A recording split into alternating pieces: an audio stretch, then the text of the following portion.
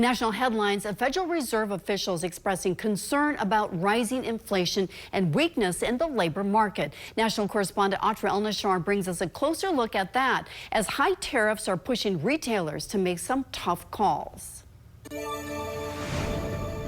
A dreaded rise in prices fueled by President Trump's trade war is coming to Home Depot. Obviously, tariff rates are significantly higher today than they were when we spoke in May. Executives were confident they wouldn't have to raise prices, and if certain items did get more expensive, they just wouldn't carry them. In an earnings call Tuesday, the company says some categories will see price increases, but it won't be, in their words, broad-based. Walmart, Target, Nike, Macy's, and Best Buy executives also say they're raising some prices to help offset the cost of new tariffs. And now our inflation is down to a perfect number, a beautiful number, hardly any at all.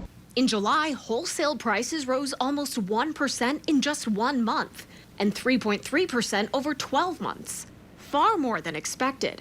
It's usually a sign of what's to come for consumer prices. Newly released minutes from the Federal Reserve's latest meeting show a few participants observed that evidence so far suggested that foreign exporters were paying at most a modest part of the increased tariffs, implying that domestic businesses and consumers were predominantly bearing the tariff costs. The president staying the course with his tariffs, focused on the tax revenue they're generating. You know, we're finding hundreds of billions of dollars of cash is pouring into our country now because of tariffs. About $131 billion as of August 15th, according to Treasury data. Treasury Secretary Scott Bessent estimates it could reach $300 billion by the end of this year, but said this about the president's idea of tariff rebate checks for Americans. I think that we're going to bring down the deficit to GDP. We'll start paying down debt